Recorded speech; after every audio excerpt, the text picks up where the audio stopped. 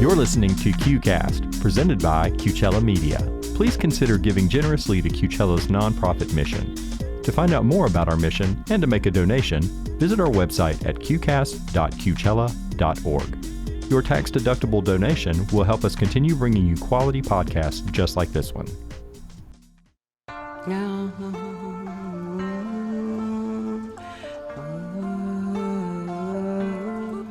I may be bruised, but I'm not broken. You can't take away my soul. You tried to tell me I don't count, but I know in my heart that's not true. So you cannot take me down that path. I'll make it without you. I may be bruised, but I'm not broken. My life counts for something, and you wake up and I'll be gone. You'll know that you were wrong. Welcome to my show, Shades of Gender. I'm your host, Terry Ryan. My show is all about gender identity, including the transgender, cross-dressers, non-binary gender individuals, and all those in between who self-identify with these groups. The definitions of these groups are often misused and certainly misunderstood. Our goal of the show is to listen to people's stories and their journeys in life to get a better understanding of who they are and what they're doing. And in spite of how the media may characterize what others may select as their definitions of what these labels represent, our goal is to get to know the real people behind these definitions. And I personally feel that gender identity is the last taboo of our society. And the more we get to know those with gender issues, the better we as a society will be able to understand and ultimately accept these individuals for who they are rather than what we think they are. So, it's season 2. Very happy to be back here with the show, and I am working on my third show with a guest I've had on before, Thomi Clinton. Hi, Thomi. Thank you for having me. Oh, would love to have you. You know that. So thank you for being here. For those of you that don't know Thomi, I'm just going to give a brief overview. Thomi is an activist and founder of the Transgender Wellness Center in Cathedral City. And as I say this because I'm so impressed with her ability not only have so many quotes, but to be able to actually put them on pages with links of 10 pages. I was thinking today as I'm looking at it, she's got like 170 links of like everything that, well, not everything, it's probably just a small sampling of what she's done, where she was quoted, where she had articles, where she was involved in dialogue on making change within government and awareness of the community. So very impressive. And I mean, they say to put the links down, but I mean, it made me think about how I should start like putting my links down, but it would take me like years to get where she's at. So, Thomi told her story in the first season, and I don't want to go over that totally for sure because you can listen to that in the first season under Thomi Clinton. But what I do want to do is just briefly your summary of how you got here and how you got to Palm Springs, just generally. And then how long you've been really active in the transgender community as an activist, because certainly you are. Well, I started out as a gay boy in Arkansas, so ooh, boy. Yeah. How do they treat gay boys in Arkansas? Oh, back in the 80s, it was tough. Yeah, it really was. Yeah, the gay bars had steel doors because they would throw malt cocktails at them, and it's the South, really. Arkansas is the South, and the South is not tolerant against. They don't like Catholics. So well, we didn't have in my town we didn't have any African Americans, but we knew where the one Asian lived. But they never talked about it. The one Asian. Right? Yes.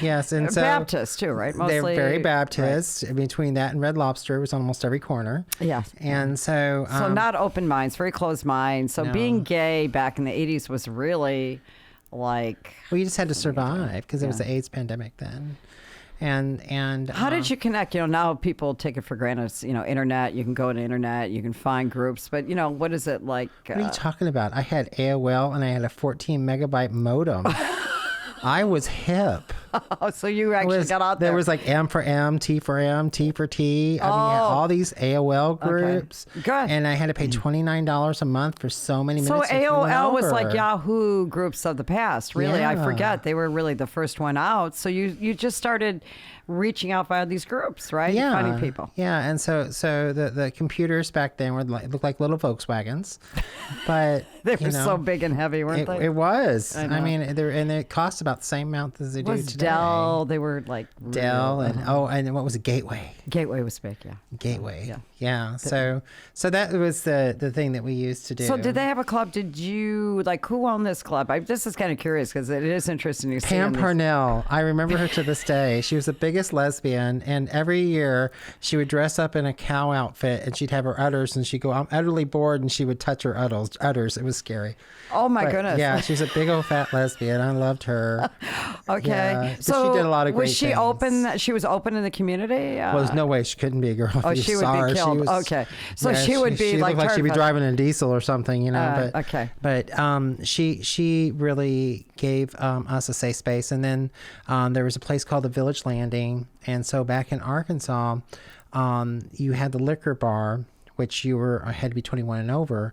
But in a beer bar, you could go in at 18, but you couldn't drink as long as they had a separate section. And so they had a thing that was called the chicken coop.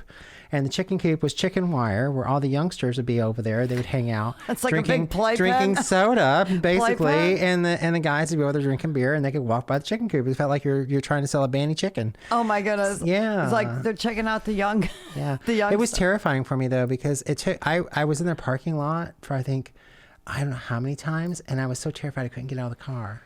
To even walk in the door. So that you'd be spotted going I in. didn't know what to expect. I was just so scared. Right.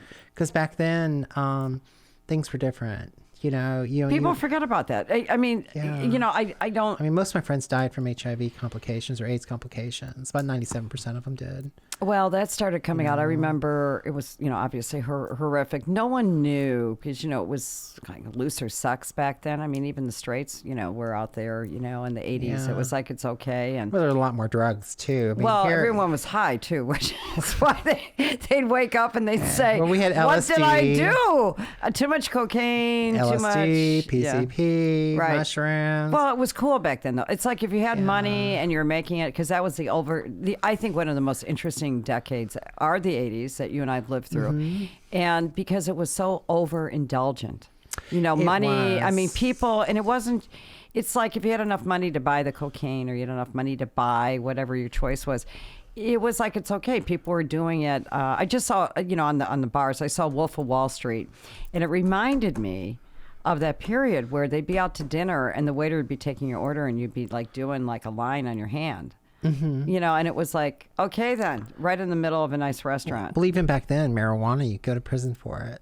Back then, it was different. It was a different world. It was different, and so it was different. So here you are so you're in Arkansas, and you're thinking you're a gay man, or you're living your life as a gay man, not necessarily trying, because you feel like it was like at least some label some term that you could affiliate with and still be. Well, there wasn't a word. I know. That's what I keep saying. So it was men in dresses, cross-dressers, right. or predators. That was the words we had. And so, well, yeah. And what was a predator? Well, they always thought that they were the ones who were going to go in the bathroom and attack the little children. Oh, you're talking about the ones that actually did. They were like sexual. Yeah, they always think because you're sexual predators. I know, right? There was one actually in Chicago that was in the bathroom. It was like an older building built in the 30s, and they had They had the doors that came down pretty far, but there was actually one in the bathroom, like peeping toms. Well, it's very common, actually. If you study up on it, most fast food places have the most incidents. They usually hang out in the handicap bathroom, but predominantly they're cisgender men. I mean, there's really nothing. Yes. There's nothing. It's really like a trans woman. Right. And so they did a study and they found that senators actually have more sexual misconducts in bathrooms than trans women. Well, and we know there was a rash of them, wasn't there? They were coming down like flies. Years after ago, Senator right? Craig. I mean, it was like, how stupid can you be? I mean, pretty stupid by the looks of it. I mean, who was that? And also that rock star that went down that since passed away. Oh, not Ricky. Oh, Wham. Yeah, Wham. Yeah, George Michael. George Michael. George I mean, Michael. my goodness. You know, you must have really been But hot. he made a market off of it. He came back with guess that video You always- of the cops in the bathroom, And then everyone loved and he made it. a millionaire. I mean, he was so sexy. I'm anyway. like whoever thought it was like intensely creative to do that, but yeah. hanging out in the bathrooms, I'm just like the worst places to try to pick up people. I'm just like, talk about not wanting to have a blue light anywhere. No, bathrooms are not That'd the be place to do it. horrible. So you're in Arkansas, and then you like Mm-hmm. you said, okay, I think I need to get to a bigger city and a more progressive state. So I know you. Yeah, well, I moved from a small town of 585 Wow. to a big town, which was the big city slicker town, which was 76,000. That's big. And then I lived there for some time. Was this still in Arkansas? Mm-hmm. Okay. And then from there I moved to Oklahoma City, which I actually really like Oklahoma City. If I was ever to leave California, I'd move back to Oklahoma City. And Was it more progressive or it just was. bigger? It has its own little gay district. I see. I mean, so they were more progressive. Yeah. It was a little. Oklahoma, is that still considered south though, isn't it, or is it considered more it's west? considered south. Okay. Yeah, and so it's more progressive as far as because it's kind of a mecca, so people kind of migrate from the smaller towns to the bigger city where they can find more comfort. Kind of like So how they people did come in back in the 60s and 50s of San Francisco. It was kind of like that energy, Right. And so, I lived there, and I actually worked for AOL for some years. AOL Canada was in Oklahoma City. I don't understand it. It was on 23rd. Northwest 23rd. So you really got to really work on that AOL on those groups, And I got to hear a did you lot sell of cuss for words that? I learned that Canadians call Americans too. Yeah. When you won't pay them back the So money for when- running over their bill. When you were, they don't like that. They don't No, like to they drop don't. you either. So what? So were you living as a gay man then? Yeah. Okay, so you're presenting as a gay man. So My family had convinced me that I was just to be gay because I told my mother when I was 10 I wanted to be a girl. And I was always very feminine. And I didn't get a lot of facial hair when I was really young. And my voice was always a little bit higher than normal for some people. And so I wanted to be a girl. I thought, Mom was like, no. And then she just kind of like the only word that we had back then was gay. right. And so I was considered to be a feminine gay boy, which was not the best thing to be during the Macho Man era. Right. And so that was a tough time. It was tough. It was Yeah. tough too because feminine gay boys weren't really too No, looked they were at, right? frowned I mean, upon. you're frowned upon. Even within the prejudice within the gay community. Yes. There's prejudice in every group, right? So, it was like, oh no, you're not masculine enough. We're into like male. It's a form of passing privilege. So you have these really masculine. Funny. Every group has their prejudice, don't they? Every It's masculine, amazing. like you have this masculine group of masculine men that are, quote, by society standards, heterosexual. They get the privileges. And then anything that gives you a clue that they might be feminine or potentially gay back then, you were just kind of like other than. The same as like lesbians that were very pretty were given a lot more latitude than lipstick the butch lesbians. lesbians. Right. And so it was a world of privilege. And then they within that, because I remember the first time I saw two gorgeous girls kissing, and I didn't know I was at a lesbian hotel in St. Pete, Florida, and I said to it didn't give it away with the Melissa Etheridge CD sale? well, no, what's strange? It didn't. No, it was. I didn't know. I booked, because I'm price conscious, so I booked a great ocean view on it. It was called Pass-A-Grill in St. Pete, Florida, and beach. And I didn't know. I said, well, it's $100 a night rate. It's great. 4 days right on the ocean. And I was with my husband, and I come up and I look and I see these. I'm just like dumbfounded. They were gorgeous women. One, typical like I was watching a movie. A blonde and a brunette, just perfection. Tan, the wind blowing. They just were, just pretty. My type. And they're like kissing. I mean, they're going at it. And then I look over in the side of the deck balcony, and there's a couple, which you would say is dyke lesbians, and they're going at it. And I said, and then a woman comes up with her husband and their 8-year-old son, and she said, and my husband comes up and he's fixated on the two women in front of us. And it's like the woman says to her husband, oh my goodness, because no one checked it out. It was fun. But you know how it is. So Yeah. within group there's so you didn't have a terminology. So when you ended up going to San Francisco first, or I never LA? went to San Francisco. You went to LA. So I went to LA, yeah. Yeah, and then LA, as you were within the community, and time went on. You were able to really start figuring out who you were. Yeah. So LA was it was a bittersweet type situation, of course, and that's where, some really bad things happened. I was sexually assaulted. And then back then, there was no mental health for people who were... What were you assaulted by? Was it a random incident at a bar? It was a man. It was a man. Mm-hmm. And so... and this is as you were living as a man. A man. Mm-hmm. And so back then they would say, well, you're gay, right? So there was really no mental health. And so I was introduced to drugs as a coping mechanism. And so I went down that road. And then I've been clean since May 5th of 2003. Which is quite... commendable. Congratulations, because I had great bone structure before I was doing all that stuff, but now it's kind of all blown out.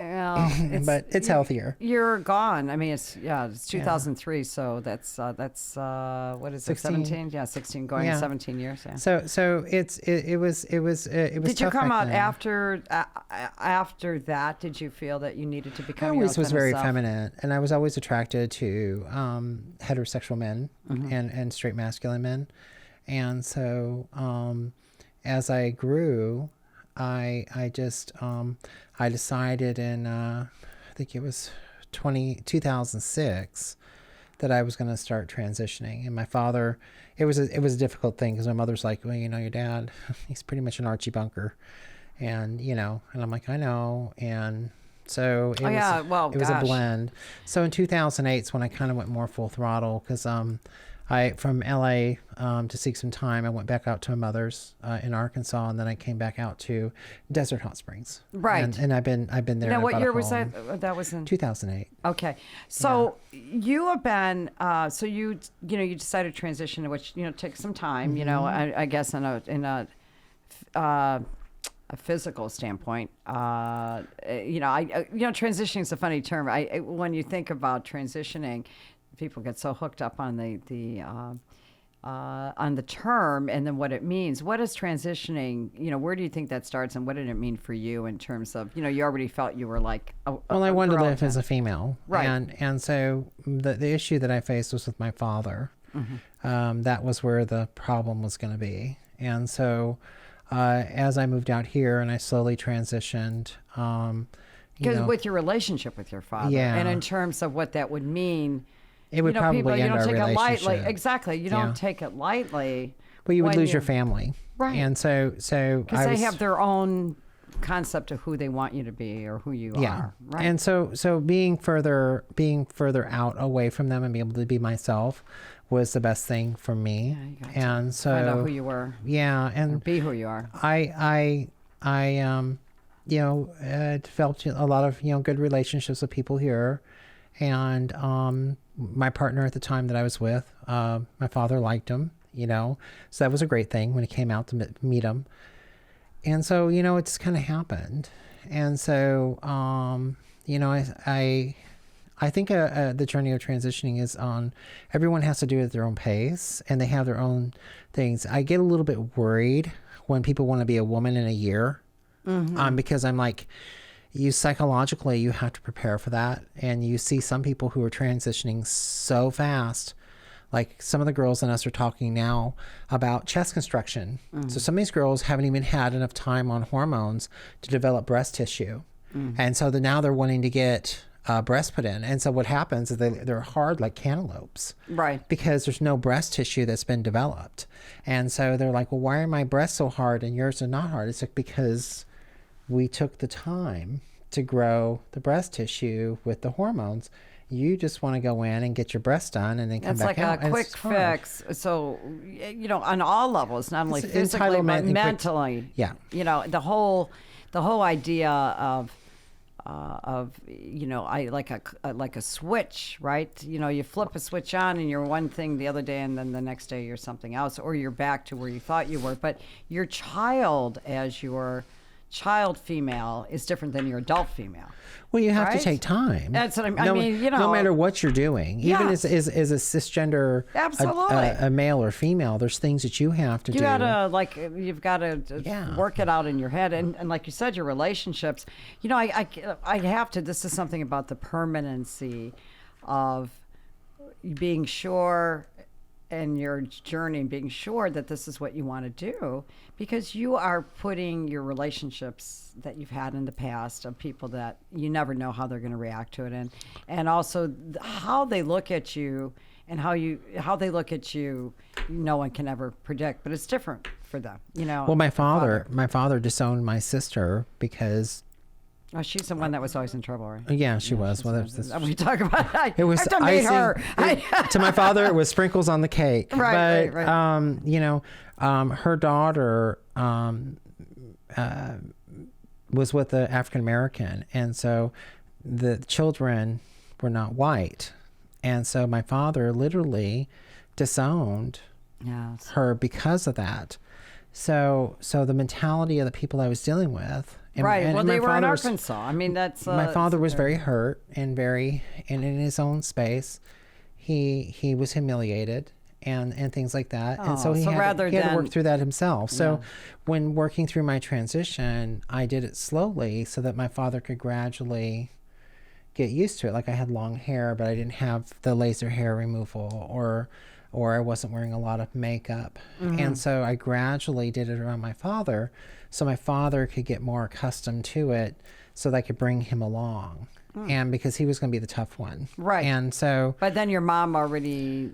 My mom was more like, it's like, as long as you're a good person, I don't care. Right. Right. And, and so it was a different world. Right. And so... a different time too. I think we have to cut some slack. Well, they're still different. With our parents, I mean, it's where they're from. It's also their age group. I mean, my mother says, "Oh, you're taping your lesbian show tonight," and I said, "No, Mom, it's not a lesbian show."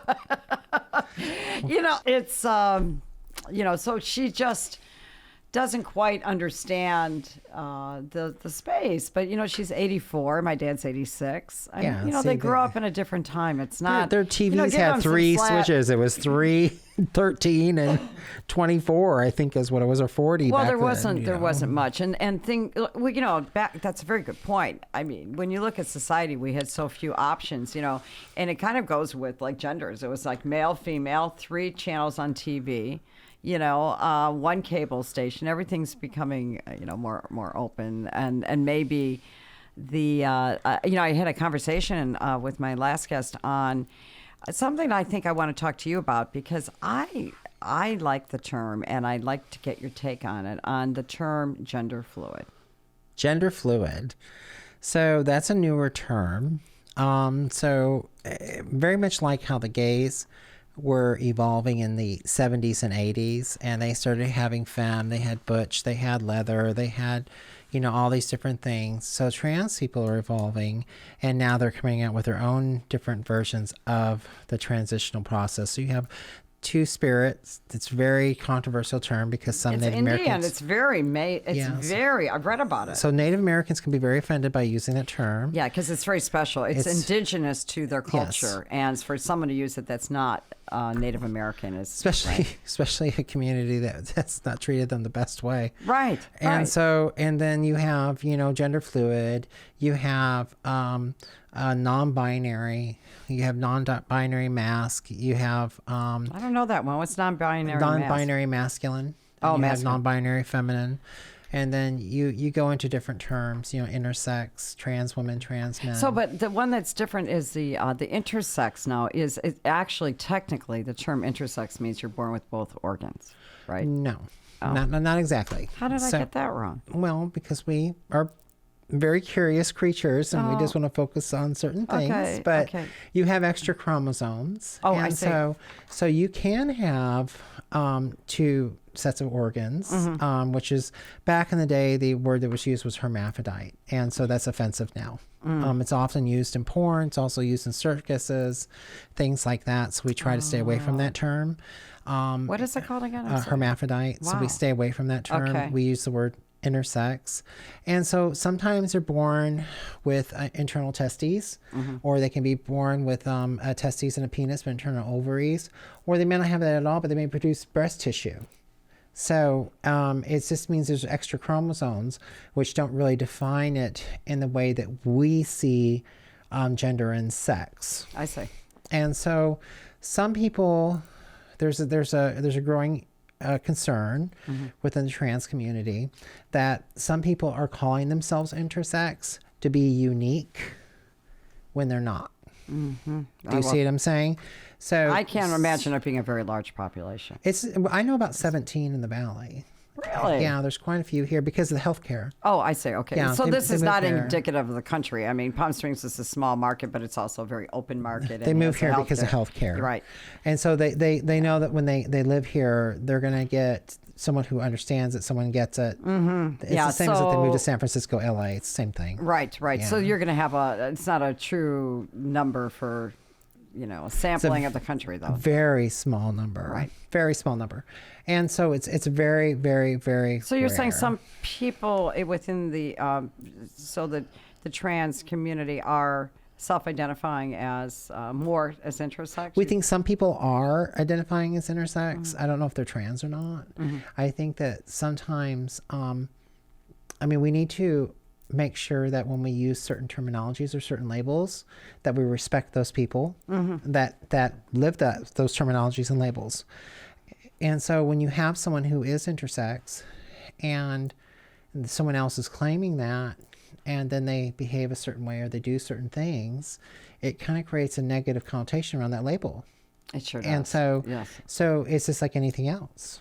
Like, you remember how we used T-shirts? We used to call them wife beaters. Right. Okay. Right. But it's just a tank top. It goes back to the know? the old term crossdresser. I was speaking to another guest too about the term crossdresser. It should not be a bad term, but people within the community, the sissy, the sexually graphic cross-dressers that have gone out and do the close-ups of their genitals and things, and that it's all about it's not about identity, it's about sex. There's no gender at all.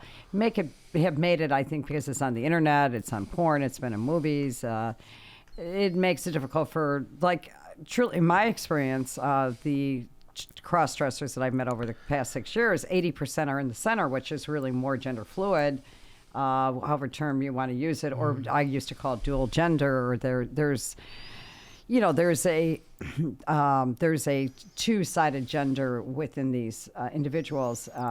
So I don't know. So I guess we've got to be really careful with these labels, but they're coming out where there's more and more segmentation. You're saying There about is. that. There's a lot more of what they call a spectrum. And so, No. yeah, so like a gem, there's all Right. different facets to it. So that's always been an issue in the LGBT community that back in the 80s, we used to call it out when people were not behaving a certain way.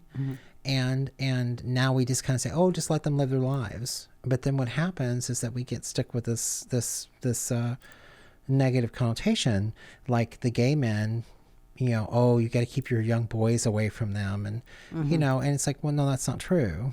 Right. It's not because they're gay. It's just that there are predators out there that want people, and they don't have to be male or female. That can be anybody. Right. Well, it doesn't help when the priests are going after small boys too. I mean, that kind of put a, That's a whole can of worms in itself, and a is. bag of Pop-Tarts. They just sold a piece of land in Chicago, across the street from my apartment. Yeah. That it was the archdiocese that sold the land to settle out lawsuits. So yeah, that's for another it's sad. show. But And- it really is sad. And that really comes down to, in my opinion only, I don't have any backing on this type of stuff, but I think when you really suppress your sexuality because sex is natural, and we all do it. And I haven't done it in a very long time, but if it came I know, along, I think you I said would that take last it time. up. We don't have any updates on your sex life, Tommy, right? just have it's one. still pretty bleak. It's pretty.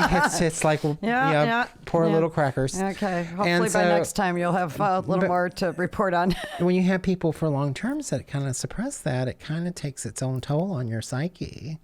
And unfortunately, when you're around other people, it's sad. It's the only girl. I'm I guess maybe a fallen Catholic. I was brought up Catholic, but Does that mean you fell at the temple, or I did you don't like? know. Okay, I just when I was 12, I was like over it, on it, because I didn't even want to finish my confirmation, which my mom said, please just finish your last sacrament, because I just didn't buy it.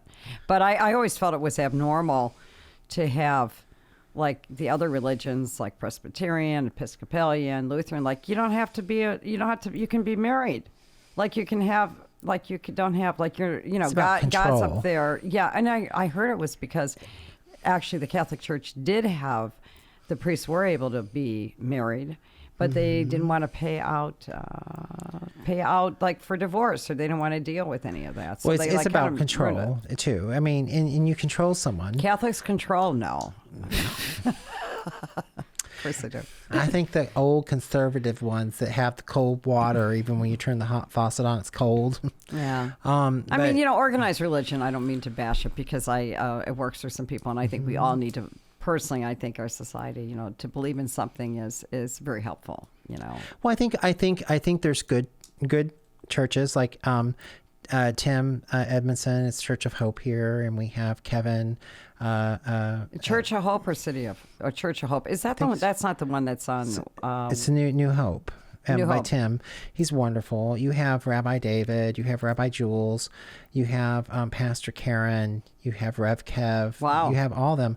And they're very LGBT affirming, and they're organized religion, but they're very embracing, and they have a core set of values, like don't hurt other people, treat people with love Right. and respect, do Right. these things. And if you love someone, that's what matters. And so you have all these different ones out there, and there's a growing movement for that. And so really the more conservative ones, which, I hit that back in Arkansas when I used to be into human rights there, it's difficult.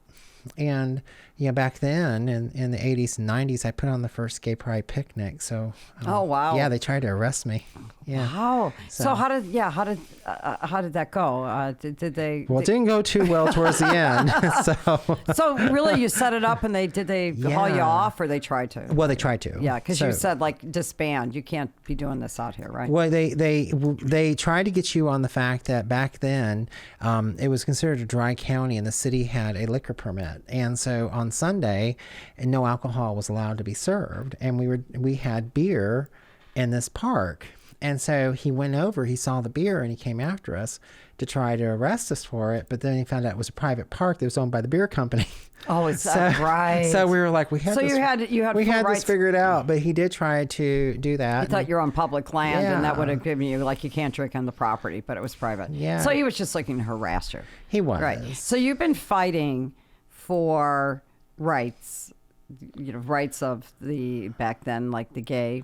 It was mostly the population. gay and lesbian. And we didn't really have the word T back then. No, of course it was gay and Yeah. lesbian because there wasn't any T. So you've been fighting for causes, though, for many years. I mean, were you born a fighter when you were younger? Were you about a mission? I mean, because you're so.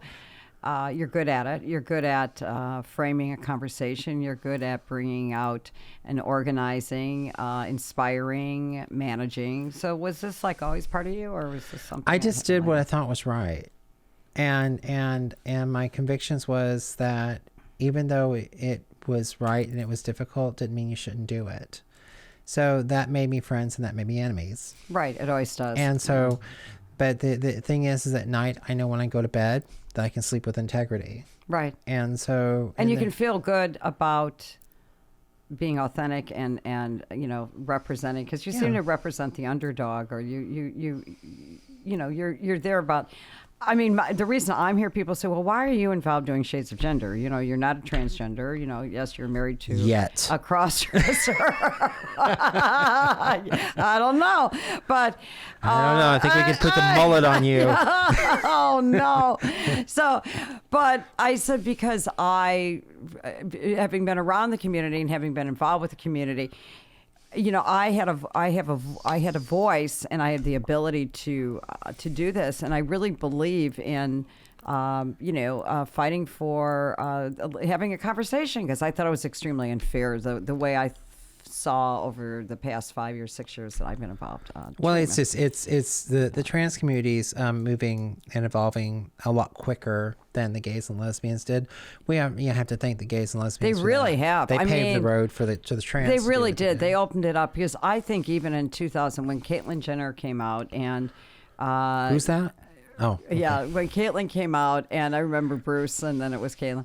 But I remember I Am Jazz, which is still on. I Am Jazz, which she's kind of having some meltdowns in college, according to the show. But that lasted for a while. And then there were all these shows on transgender and what Hollywood felt it was. It was transparent, of course, that, I felt like it just, to me, like it's typical Hollywood, take a good idea and destroy it and not put any reality into it. It was either so soapy, like it was like, no, this is not really what it is. You don't know what it is, but you're creating what you think it is. Well, they anything like, even people always say, what's reality TV? You'd be surprised when I've I had to do some sizzle reels. Now we want you to do this, and we want you to do Oh, yeah, that. it's totally And scripted. Everything is totally scripted. I used to shop reality TV, Totally. and I did, unscripted. And one of the shows, what I learned about it is, and it got worse. What happened is, as the years went on, the problem, they got more scripted because you have a crew waiting for something to happen. Mm-hmm. And most people, not much happens. You have to really get the conversation going. So you do all these scenarios and you set up conflict, and you put people. Not only do you, because even if you're casting it that way, you got to make sure you have people that really hate each other, and then get them to do things. And they always say reality stars make bad actors. Well, usually which I thought Caitlyn Jenner. Now, okay, I have to ask you this because I don't know if I've asked you this. What is your opinion on Caitlyn Jenner? Bless her heart. Hope to die? What is that? I know she's got one. Somewhere in there. I mean, what do you think? Do you think? I think she needs to change parties. Mm-hmm. I really do. Yeah. I mean, she thinks that. You mean politically? Yeah. Okay. That's one of the things. But do you think that she's for real? Do I think she's for real? Yeah, in the sense of, do you think that her journey, I know she's, her journey is authentic, or? Well, I think we need to respect her journey. Mm-hmm. I mean, who's to say what's real and what's not? That's a good point. Very good point. The valid point of it is about the problem that she had, in my opinion, and some of the other trans leaders in the nation share this opinion, because we sometimes talk, mm-hmm. is for you to be an activist, you have to come from a place of pain. Okay. And you have to have something that has happened that's been life-changing, that motivates you to save other people. You can't just change your gender and then go, okay, you're going to be accepted because you're wearing $700 glasses, complaining about why someone can't get a job because you've never experienced that. You have privilege. Right. And then having all that plastic surgery at your fingertips beyond, to facially reconstruct. Well, she had the privilege and entitlement to have all that. Absolutely. Most of us don't. Right. Most of them have to do sex work and then get the work done over in Mexico. Kardashian Jenner money. I mean, the whole family, to me, between you and I, and the world. But I'm not a fan of them because I think it's an awful message. It says if you do anything with plastic surgery, you will be successful and you will make money. And when Chris, of course, is the master behind all those girls, but they've all been reconstructed into, to me, just images of people. Well, that the don't only exist. person that I approve of for plastic surgery is Cher. Mm-hmm. That's the only person. I mean, I love Cher, and she looks good, and she does things why right. do you say that? Because is that part of your? Is that part of because you love her, or because you think that it's part of her she's image? A good person, and I think that overall her image just expressed more of what she was, mm-hmm. And didn't try to make themselves in something that your body's not supposed to be. Mm-hmm. Like you see some of these people who go in and they have surgery, and I swear to God, they look like one of those plecostomuses that you find at the pet shop with their lips. Yes, and yeah. I'm like. That is just. Well, she always had why a nice is a doctor even allowed to do that? Well, she always had a nice slim frame. She did quite a bit on her face. She had a totally different look. But see, Cher in using plastic surgery, mm-hmm. Cher and Caitlyn. Mm-hmm. Cher's just perfecting what she is. Right. Okay. Caitlyn's trying to make something that she is. Right. And so we already know. Okay, these great things that Cher's done, and she's lived through domestic violence. She's lived through all these other things in her life, and mm-hmm. she can draw from that and that power as a woman that has faced struggle, has faced oppression, and also has been highly supportive of the gay LGBT communities, financially and verbally. Right. Where then you have Caitlyn, who was not until after she transitioned, and she was on Ellen DeGeneres. So nothing was real about it. She goes, well, I think it's okay to have gay marriage, and Ellen's like, you are part of that community now. And she couldn't grasp it because she had transitioned so fast. Right, that's right. She's like, oh yeah, I am part of that community. And we're like, you're talking against your own people now. Now you're acting like a log cabin Republican. Right. And you know how the LGBT people deal with that. Well, and politics aside, I think part of this, because I wrote an article on Caitlyn when she first came out. I think the lack, and then I watched the show when it first came out, her show.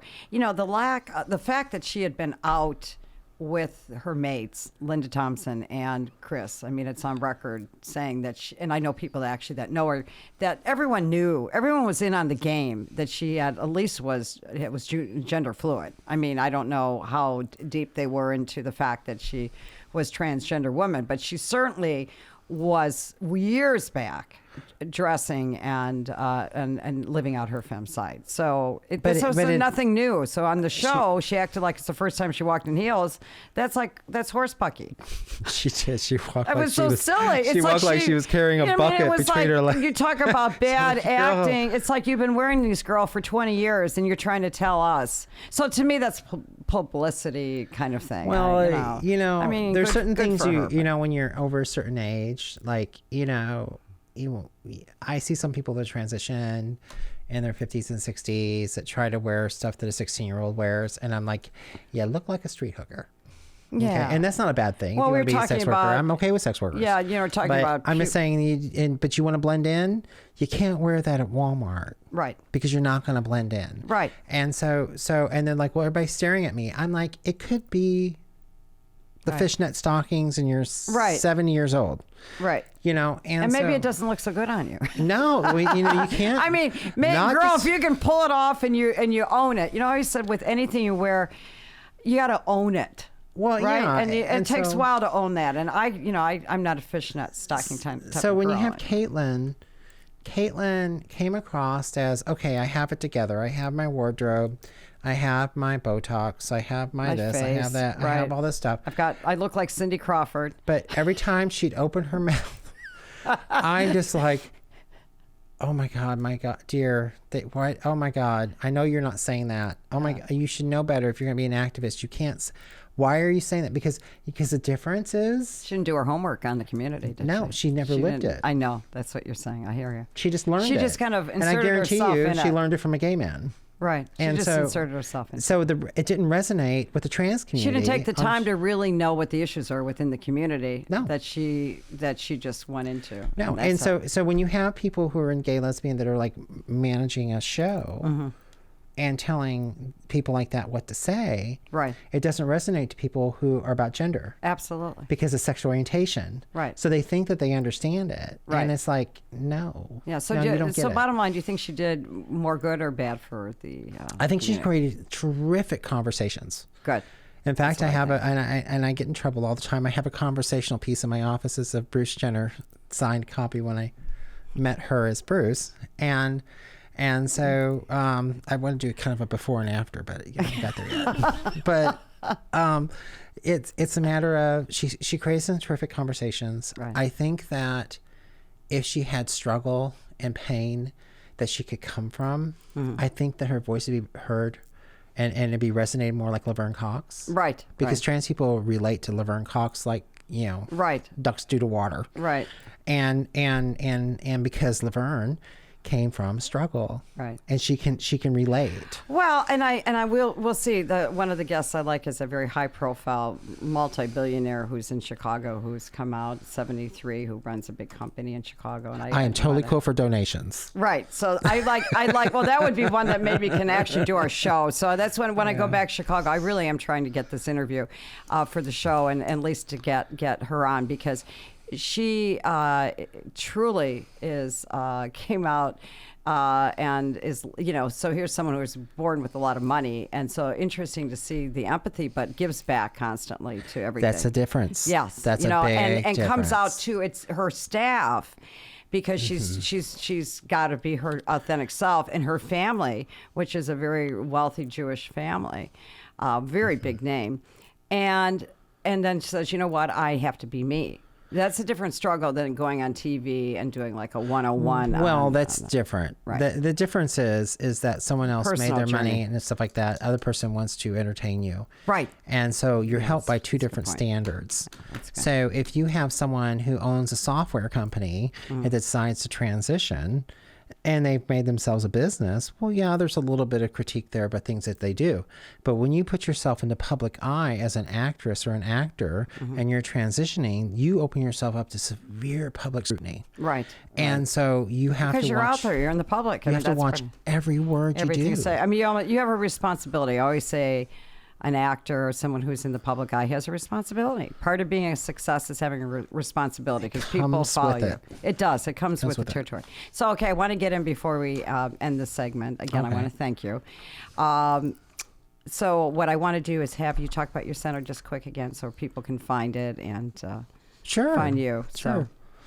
So, We opened the Transgender Health and Wellness Center in May of 2018, and one of our primary things that we do is hair removal, and that's one of our billable services. and it's in Cathedral City, okay, right outside of Palm Springs for you Cathedral listeners. City, right behind Nicolino's. It's about 10 minutes outside of Palm Springs. Yeah, yeah. And so It's we a nice have, center.